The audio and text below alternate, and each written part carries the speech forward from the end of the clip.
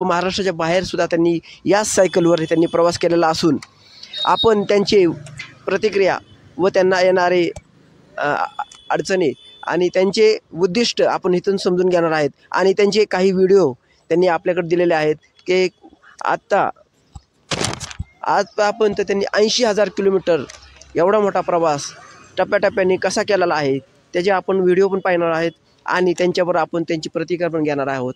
तर आपण त्यांची प्रतिक्रिया घेऊया. धन्यवाद.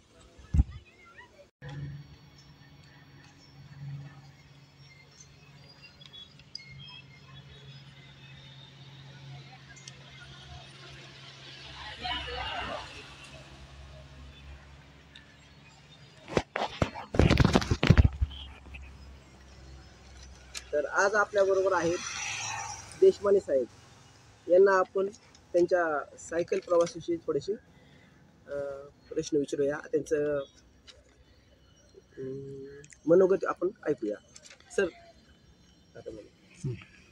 आपण जो सायकल प्रवास केला ते कधीपासून सुरू केला आहे? आम्ही आत्तापर्यंत जवळपास 80,000 किलोमीटर सायकल प्रवास केलेला आहे.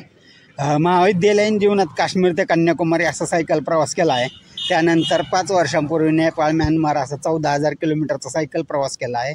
त्यानंतर 2022मध्ये महाराष्ट्र दर्शन सायकल प्रवास जवळपास 9,500 किलोमीटरचा गेला आहे. त्यानंतर 2023ला मी काश्मीर ते कन्याकुमारी असा सायकल प्रवास केला आहे. हा प्रवास करताना तुम्हाला काय काय अडचणी आल्या, काय प्रॉब्लेम?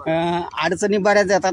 काश्मीर कन्याकुमारीच्या वेळेस माझं ATM लॉक झालं होतं, त्यामुळे बराच 4 दिवस माझे असे वायपट गेले. अशा बऱ्याच नैसर्गिक अडचणी असतात,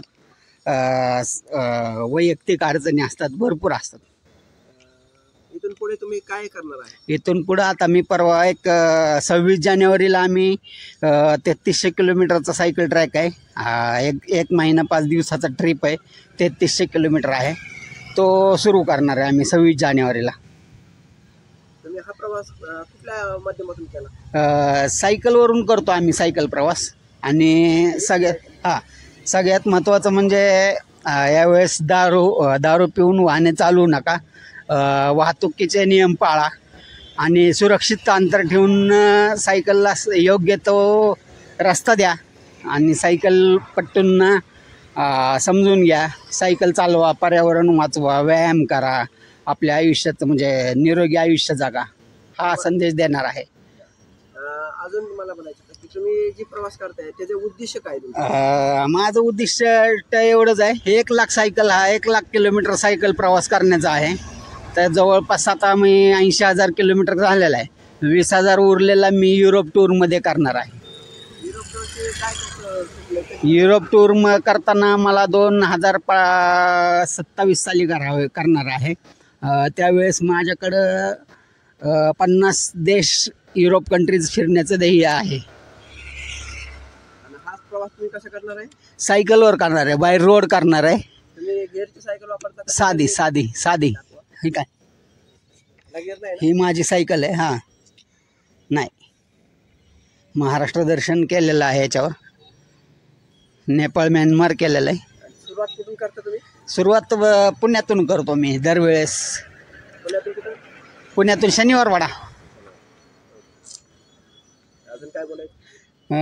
आता मी तुम्हाला ह्याच्या व्हिडिओ आणि फोटोज टाकेन.